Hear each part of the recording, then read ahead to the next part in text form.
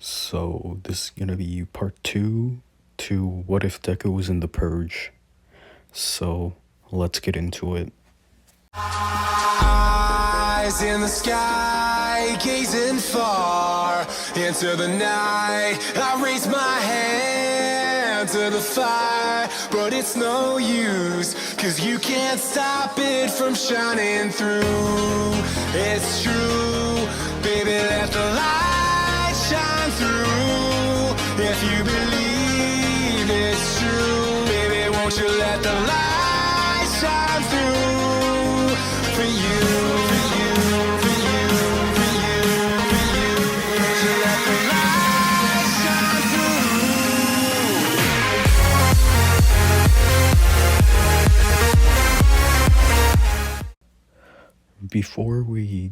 Before I start the what if, I just wanna say something real quick. I've been getting comments recently about people like saying that my Rent a Girlfriend, Deku, what is Deku Rented a Girlfriend series is ending, and I just want to clarify that it's not. I I never said that it was like going to end. I never said that. Well, if I did, I'm sorry if I did, but I I didn't mean it. But yeah, I just wanted to say that it's not ending. It was just going on a little bit of a break because I still have like a few more what ifs that I need to do more parts on. Like this one. What if Deku was in the Purge? What if Deku became a kaiju, and like a few others. I might do a part two to what if Deku had the devil gene, but I can't really think of a story for that one, so that just might be like the first and only part of that series. I don't know. I'll try to think of something, but if I can't, then I'll just leave that series as a one shot. But anyways, let's begin. Where I last left off, Deku basically just killed Bakugo. And he was just jumping to building a building, and I'm gonna do a little time skip. I'm gonna say like 3 hours have passed, and it's getting closer, like the purge is slowly coming to an end. But this won't be the final part. I'm probably gonna do another part, but yeah. Not Bakugo. Deku is jumping from building to building. He's like, I'm not gonna say I'm gonna say he hasn't killed anyone, but he has, like injured them like pretty badly, like to the point that they could be hospitalized forever. I guess you can say he left them crippled. But anyway, so Deku's jumping from building to building, just looking around. He sees like all this destruction. There's fire everywhere. People using the quirks. There are some heroes that are trying to stop him, and then there are some other heroes that are just going insane and joining and just starting to kill people. And Deku, he just watches, and all he's been thinking about is trying to track down those people who killed his mom, because that's what he's been trying to do, but he hasn't found anything about them. So he continues jumping from building to building. Eventually, he would jump to the roof of a building, and he will stumble upon an alleyway where someone with a bunch of weapons on them, and with a sword, a katana, it would seem like. And I must say, with that time skip, Deku has found few new weapons. Like I don't really remember what I gave him, but I think I gave him two katanas and a knife and ninja stars. I don't remember, but I'm just saying that. I'm just gonna say that he has those. But anyways,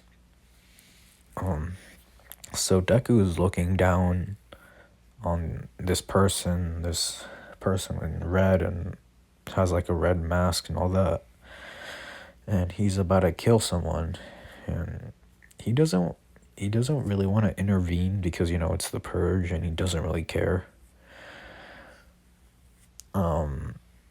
But then he will look back to see like the terror in like the person's eyes, like begging for the other person to stop and like to spare their life, you know. And Deku being Deku, even though he's a lot different, he's starting to get like he's starting to lighten up, I guess, becoming more I guess of a hero. Like he was more in like a rage state where like the purge began, so he wasn't really thinking straight. So Deku, like he's starting to get his like I guess his senses back. I don't know. But he intervenes. He takes out one of his katana, or no, he throws one of his ninja stars down to like block the attack from the person. And the person would look up to see Deku jumping down in front of him. And he would say, "Oh, like what are you doing here? You shouldn't intervene in someone's killing." And Deku would say, "Yeah, I don't know why I did it either, but that person needs help." And this person would say, "Well, this person is a hero, a fake hero." Deku would say, "What do you mean, a fake hero?" And this person would go on to say that this person only wants money and fame. He doesn't act heroic at all. And this society has been polluted with these fake heroes. They only want money and fame. And Deku would say like not all heroes are like that. And this person would say, yes they are. Most of them are. They just keep it to themselves, and they don't like to admit it in front of anyone. But all they really want is fame. And Deku would say, "Alright, what's your name anyways?" And this person would say, "My name is Stain. What's yours?" And Deku would just say, "Just call me Deku." And Stain would say, "Deku, huh? Alright, I'm gonna have fun beating your head in." So, Stain would charge at Deku. Deku would dodge. And Deku's actually on par with Stain, maybe a little bit higher. Yeah, I'm gonna say he's a little bit stronger than Stain. But, yeah, I'm gonna say he's a little strong. Yeah, he's a little stronger than Stain. But they're pretty even. So, Stain, Deku, they have a fight. Stain would throw knives. Deku would counter it with throwing ninja stars, like shurikens. And they would like pull out one of their swords, or Deku would, and they would start having a sword fight. And they'd be kicking and punching each other as well. And Deku would actually get cut by Stain, and then Stain would lick the blood off his weapon, his sword. Then Deku would feel paralyzed. He drops to the ground. He can't move. He just says like, "What's happening?" And Stain would say, "I didn't really want to kill you, but you leave me no choice." As he like he towers over Deku. Deku like tries to look up and he just sees him. He sees his katana about to stab into him, but then like the guy from before would like throw an object towards Stain. Stain would like would like dodge it, but I'm sorry, but Stain would dodge it, and the person would say like, "Hey, like you can't do that. He's a kid."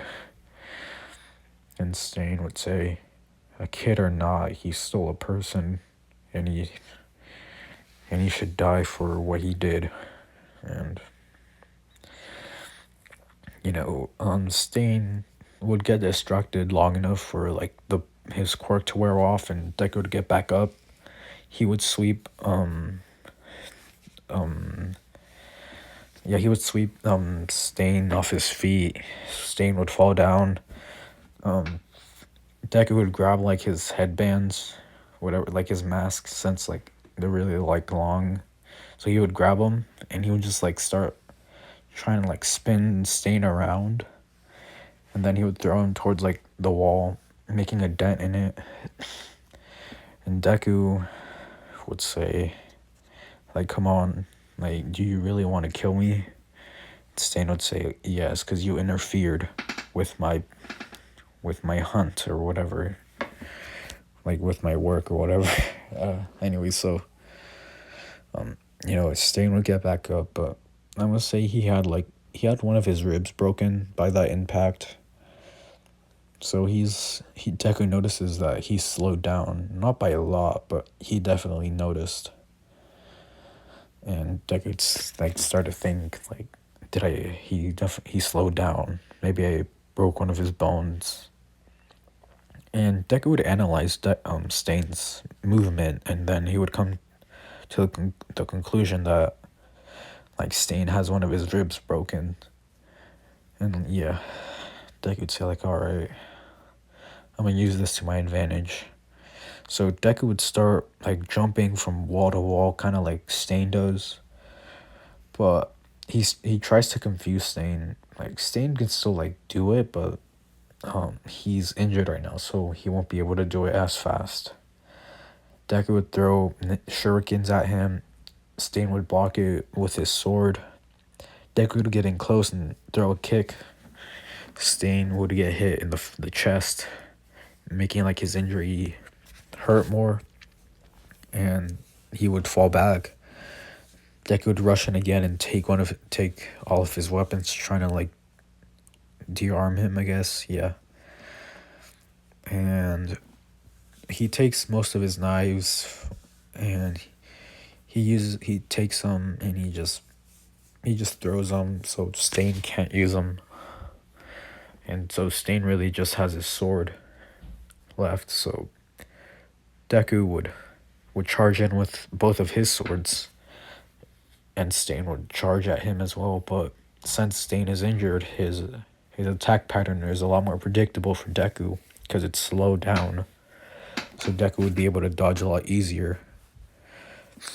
Then Deku would cut Stain in the arm, then in his leg. Stain would like kind of cry out, but he would still get back up and fight. Deku would like try to think of what Stain's quirk is, and he remembers that he liked his blood, and that's when he became paralyzed. So he would think that his quirk has to do with blood, and he has to consume it to paralyze his opponents. So he says like, all right, Deku, don't get cut. He tells himself that. So he would still get up close, but he would also like maintain his distance so he wouldn't get like get cut by his Stain's katana. And Deku, he hasn't like really taken any damage, but he has gotten punched and kicked by Stain. And Stain he's like all cut up, but since Deku doesn't have a quirk, he can't really do anything about it, so he can't like use his blood to like paralyze him because he doesn't have Stain's quirk or a quirk at all. So Stain would kind of like drop to one of his knee. Yeah, he will kneel down. He's trying to get back up. And sorry if you can hear that plane.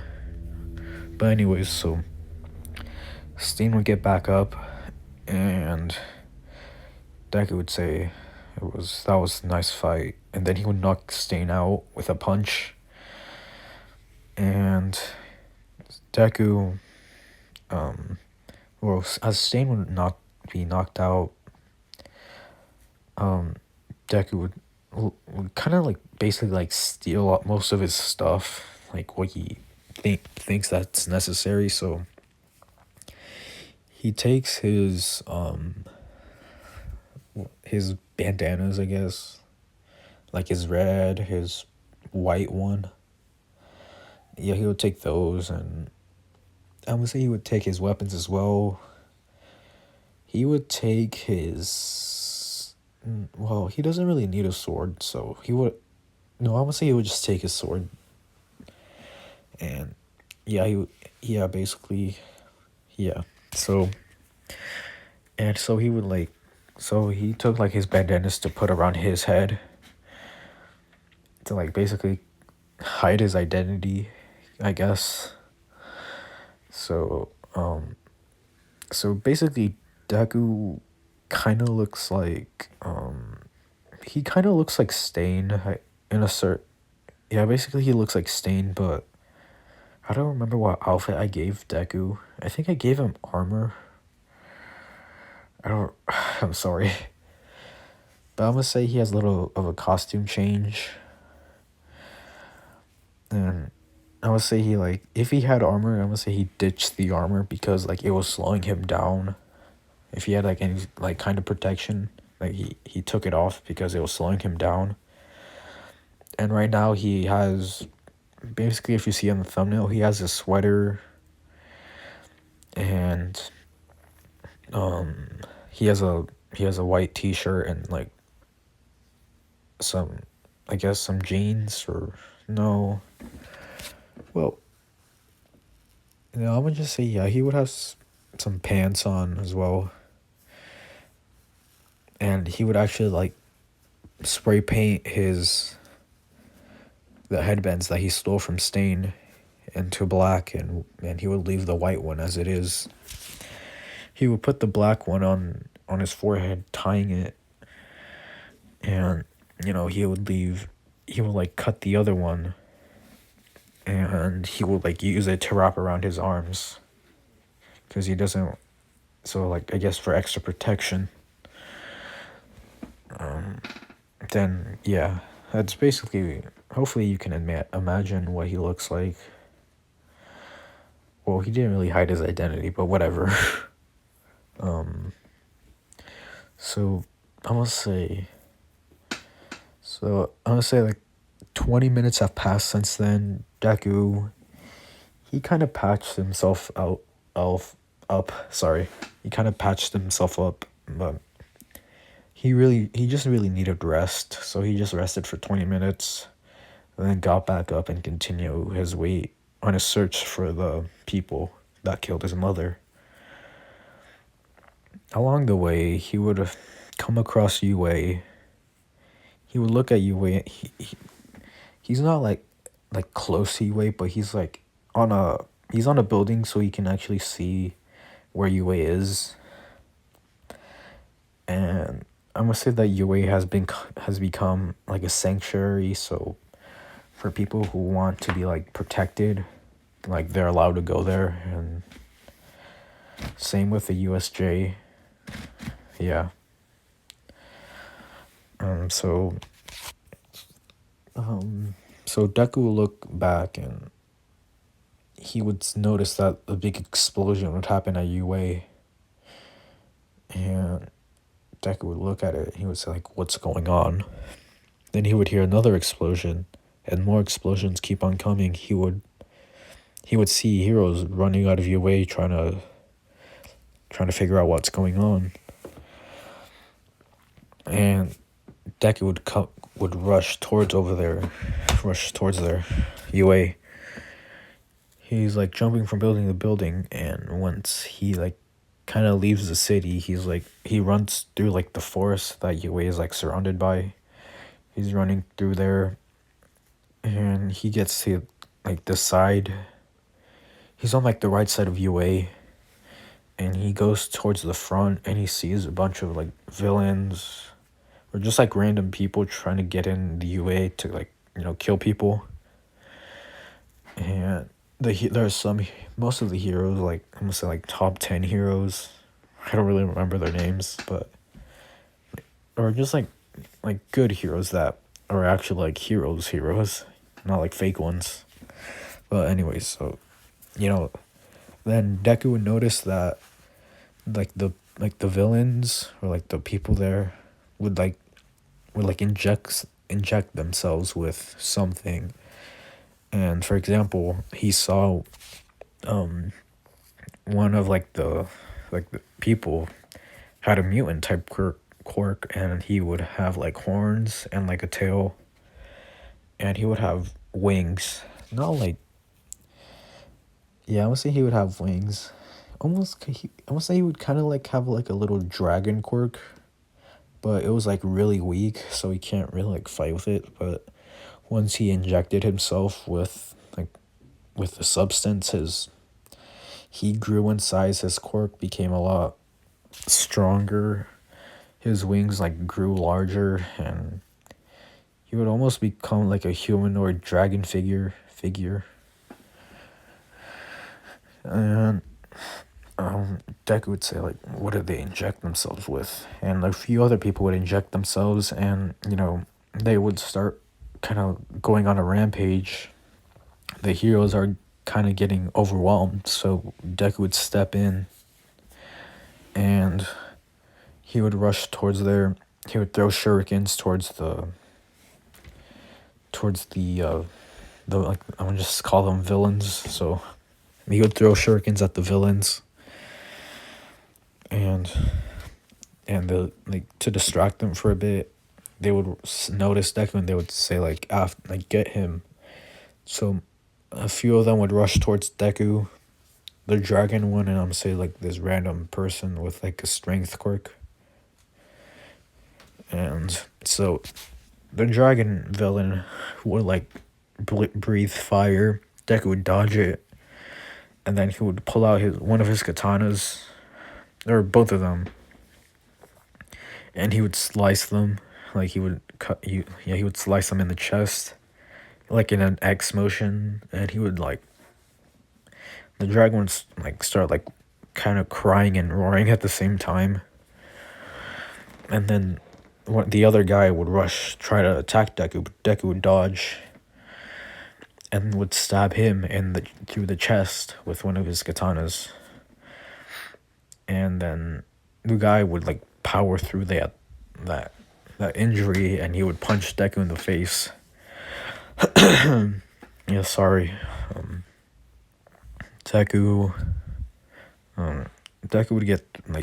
would get punched in the face, and he would get sent flying back. He would let go of like the katana that was like through the villain's chest, but he would saw the other one. The villain would pull it out, and he would grab it, like kind of signaling to Deku that he wants a sword fight. So Deku would get back up, pick up his other sword, and him and the villain would start like fighting each other. Deku's a lot more he's a lot more skilled than this person, and since they're injured as well, he can predict the moves, he can dodge the attacks with really no effort. So he would like kind of like he would cut the shoulder of the enemy, the villain.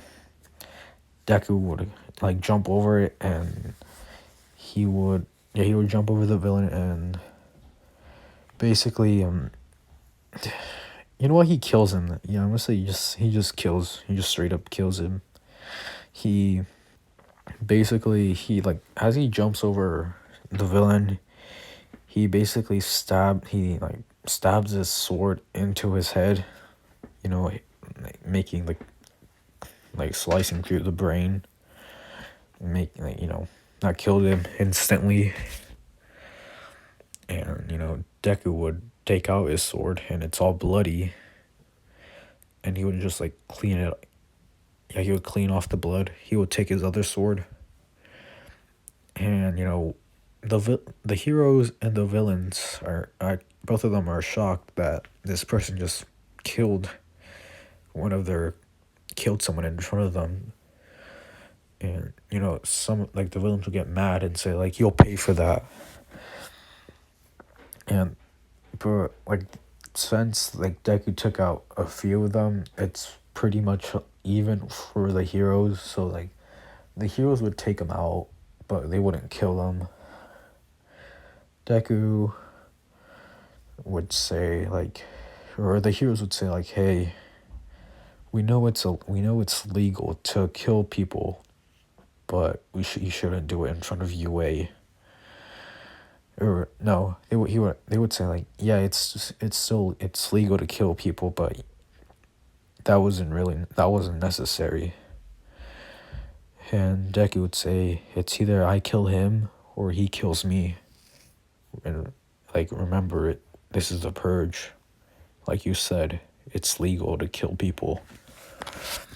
And they would like, really, they wouldn't say anything, and Deku would ask, how many hours left do we have in this hellhole? And they would look at their phones or like devices they had, and they would say, we got 3 more hours. And Deku would say, is it okay if I can crash here for a bit? And the heroes are kind of relentless, like they just saw this kid, or this person, I'm just saying that they saw this kid kill someone in front of them, and the heroes are saying like, how can we know that we can trust you? And Deku would say like, I won't kill you unless you make me mad. And they would kind of get nervous, and they would say like, all right, you can stay. And Deku would say, all right. So they walk through like the front gate of UA. Then they would reach the front doors, and Deku would see that all the classrooms are filled with like people. And even though it's for only 7 hours, there's a lot of people at UA, and even more at the USJ. They're just trying to like just survive for these 7 hours, or for the 3 hours they have left. Deku looks around, and he just looks around. He sees a few of Class 1A students. I'm gonna say he sees Kirishima, Jiro, Momo, or no, I feel like that since Momo's rich, she would have her own bunker inside of her house, so Momo's not there. And so, Kirishima, I already said him, but Kirishima, Jiro, Kaminari, Mineta, Mina, and a few others. He would and he would see Aizawa there. And Aizawa would walk towards the heroes, and they would say like, who's this kid? And they would say like, he helped us with the situation we had outside. And Aizawa would say, oh, is that so? Like, what's your name? Deku would say, just call me Deku.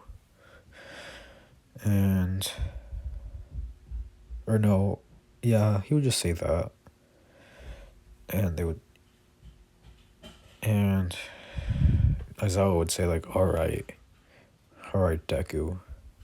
And Deku would say that, you're a racerhead, aren't you? And Aizawa would say, yeah.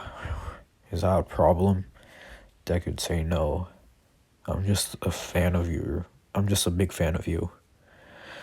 And Aizawa would say, huh. Well, I thank you for that. I thank you. But right now, that's really not needed, considering the circumstances that we're in right now. Deku would say, yeah, I know. So Deku would just get a little bit of a tour around the school. He would see all different people in different areas of UA. Some of them are really sad because it's the Purge and they've lost a lot of loved ones, family, friends. And eventually he would be taken into basically the class 1A's room, and I'm gonna say Aizawa was the one who was like touring him, like giving him the tour, and he would say like, all right, you're gonna be crashing here for, like you said, a bit, so there are a few people in here, so you should at least get to know them. And Deku would say, all right. So Aizawa would open the door. Both of them would walk in. Everyone in there would be, basically the class 1A students. Kirishima, Kaminari, Jiro, Uraraka, and a few others. Todoroki isn't there because, he's also rich. And I'm pretty sure he would have like a bunker as well, or like just like a secret place to go like for like cases like this. So he's not gonna be there. Bakugo's dead, so he's not there. And I would say like the other like class 1A students that like Ojiro, Sero, the Duplo Arms guy. I forgot his name. Soji. I think that's his name. And a few others. And Aizawa would say, all right, here are here is this is Deku, and he would be staying here with you for a little bit, so you should get to know him. And I already said that to him, so yeah. So then he leaves, and before he left, I want to say Aizawa like pointed to like the corner of the room where he has like a little place to sleep. It's literally like a blanket and like a pillow on the floor. But Deku doesn't mind because, he doesn't mind. He goes towards the corner, and everyone's kind of like intimidated by Deku because he is a lot taller than regular Deku. I want to say he's 5'11". I don't remember what height. I don't remember how tall I made him, but I'm just saying he's 5'11". And he's also pretty ripped as well, because he trained because ever since he found out he was quirkless, he trained his body. And he has all like swords, knives, shurikens, and they're all pretty scared. And so he would like basically like take off all of his like he would take off like his bandana or like whatever he had on his forehead. Yeah, he would take that off. He would take off like he would take off all of his like gear, and he would take off all of his like shurikens, knives. He would place his 2 swords. I'm gonna say he would have had them on his back, so he had like a little like strap that goes around his body. So he would take that off and place his swords next to like leaning against the wall. And he sits down. He is pretty tired, and he wants to sleep, but he knows he can't because he only has 3 hours to catch the people who killed his mother. And he wants to, but he can't sleep. But then a few of class 1A's like in there, they would come up to him, they would say like, so your name is Deku? And Deku would say, no, but just call me that. And they would say like, well, we should at least know your last name.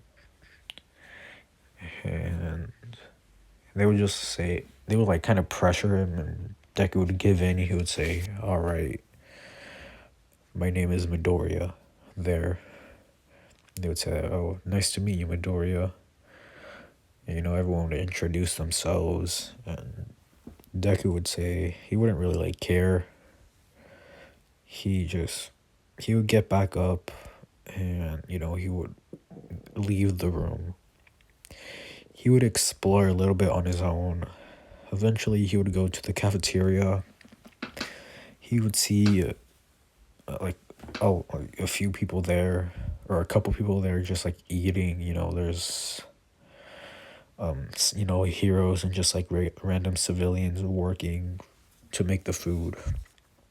But everyone in there has been working in there for days without, or not really. What am I saying? Since it's the purge, so there are some people they're pretty tired because they haven't stopped since the purge started, or ever since they got there. So everyone there's like kind of like leaving one by one, and it's really like the heroes that are left, and they're really running on. They really need help, and Deku can see that. So Deku would walk in, and he would say, "It looks like you guys need help." They would turn to him, and they would say, "Will you help us?" Deku would say, "Sure. What do you need help with?" And they would say, "All right." So they would tell him to just start like cutting like food up, because they're making like, I would say like they're making curry, so they have to like cut up the vegetables and all that. So Deku does that. He would, I'm gonna say someone else was there. I'm gonna say like a few girls from class 1B are there as well, to helping out. And he would like make conversation with them, but he wouldn't really like go out of his way to interact with them. And he would be then, after he'd be cutting, like after he finished cutting all the vegetables, then he would be told to get more like supplies from the back of UA, because like they had like a secret stash of food back there. And Deku would say like, "Oh, I'm pretty new here, so can someone like show me the way?" And then someone would say, "I will." And Deku would look to see Midnight there, and she would say, I'll show you." Deku would say, "All right, thanks." So they would walk, and Midnight is trying to make small talk, but like a little conversation, but Deku's not really saying anything. So like she kind of gives up, and eventually they would reach the secret stash of food. And they would open like, I'm just say it's like a big vault full of food. So she would open up the vault, and they would see like a bunch of food, and Midnight would say, "All right, just grab everything that we need to make curry." And Deku would say, "All right." And Deku would like grab everything that they need. Midnight like closes the vault, and they make their way back. And as they do, or once they get there, a few here are like the main guy. He's not really important, so I'm not gonna name him. And he would just tell Deku to like actually like cook the curry. Or no, he would just be tasked to cut up the vegetables again. But since he had a lot more, Midnight offered to like help him. So it's both of them. And, Midnight tries to make small talk, like tries to make up a conversation. And Deku responds this time, and Midnight would say that. So like, even though like she's kind of like nervous to ask this question, because it's the purge, and she just met this kid, and she doesn't know what he's gone through for the past like 4 hours, I mean. So she's hesitant, and Deku would notice that, and he would say that you probably could ask me if I lost anyone during this time, and she would say, "Wait, no, I wasn't," and Deku would say, "I know, I can see it on your face. Your expression says it all." And Midnight would say, "Well, sorry. Did you though? Like, have you?" And Deku would kind of stop, and he would say, "Yeah, I have." And then he would continue back cutting the vegetables. And Midnight would say, like, "I'm so sorry." And Deku would say, "Yeah, but it's the Purge. Everyone loses loved ones. It's just the way it is during these times." And Deku would say, "Did you lose anyone special or important to you?" Midnight would say, "I lost my mother." And Deku would say, "I'm sorry to hear that. I lost my mother too, to a group of villains who broke into our house. I was able to hold them back. My mother locked me into my room, or whatever happened, but he would say that his mother protected him, and she ended up losing her life because of it." And Midnight would say, like, "I'm really sorry for your loss," and Deku would say, "Thank you, and I'm so sorry for your loss as well." Midnight would say, "Yeah, thanks." And they would continue cutting like the vegetables, eventually moving on to like making the actual curry, like cooking it. And they would like be like the front, like serving the curry to people. Eventually Deku would like eventually an hour has passed. Yeah, an hour has passed since then. Deku is a little tired, but Deku realizes that, or no, he finished being like, "I'm sorry if you can hear my brother downstairs, but anyways, sorry." What what was I gonna say? Yeah, sorry, but oh yeah, so Deku has finished like helping with like the food and like the cafe, everyone with food, and so he's making his way back to class, one A's room, and he's walking, and he would hear on the intercom, I'm gonna say Principal Nezi was speaking, and he would say, "All right, citizens of blah blah blah city," and like saying, like, "Everyone, we have 2 hours left of this purge, and to stay calm, and yada yada yada." Deku would say, like, "It's been 2 hours, or it's been an hour," and he says, "I have to get moving." So he runs towards the class 1A's room. He like barges in and like kind of frightening people, because like they're trying to go to sleep, so yeah, or some of them are. And Deku rushes towards his like stuff. He puts everything back on, and everyone just curious, and they're saying, like, "Where are you going, Midoriya?" And Deku would say, "I'm going out. Like, something important just came up." And they would say, like, "It's not safe out there. Like, you should stay here." Deku would say, "No. Like, I can't. They'll get away. I'll have to wait another year to find them." And they would say, like, "Who? Are you looking for someone?"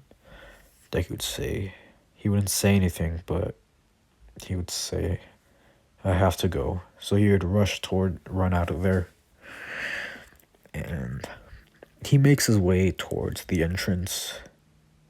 Then he would feel something grab on to to his arm. He would try to pull away, but then he would say Aizawa, and Aizawa would say like, "What are you doing?" And Deku would say, "I have to leave. I have to go." Aizawa would say, "We have 2 hours left. Just stay here." And Deku would say, "No, I can't. They'll get away." Aizawa would say, "Who?" Deku wouldn't say anything. Aizawa would kind of get irritated. He would say, "Who? Who are you looking for? Who are you after?" Deku would say, "I'm after the people who killed my mother." And Aizawa would say, "Oh, so it's something personal." Deku would say, "Yeah." And Aizawa would say, like, this is not the way, like, to go about this.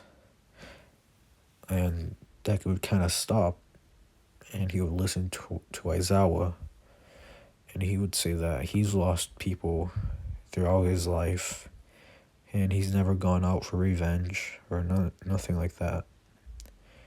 He just accepted the fact that, not everyone that you love would end up leaving you. Like, no one lives forever. And Deku would kind of take that to heart. But he's been planning to go out to, find them and kill them for his mother. And Aizawa, he basically tricks Aizawa, and he says, "Alright, I'll stay." And Aizawa would he would unwrap his arm, and he would say, "Alright." Then he would turn around, he would say, "Alright, let's go back." And then he would hear the front doors open, and he would hear Deku running. Aizawa would say, "Damn it." And Aizawa runs out as well. But he doesn't see Deku. And he wouldn't be able to see Deku anywhere. And he says, like, where did he go? Like, he's gonna get himself killed. And as he runs from Yue into the forest, trying to look for Deku, trying to stop him before he does something stupid. And that's where I'm gonna leave it off. I hope you guys like this part. And, next week I'm probably gonna do... Actually, I might do another part to What If Deku Was Moon Knight, or... No, I'm gonna wait on that. Yeah, I'm gonna do What If Deku Rented a Girlfriend Part 2. Or Part 3, I mean. And then I'm gonna do Moon Knight Deku. So, look out for those. So anyways, I hope you guys like this. Make sure to like and subscribe. And I'll see you guys next time. Bye.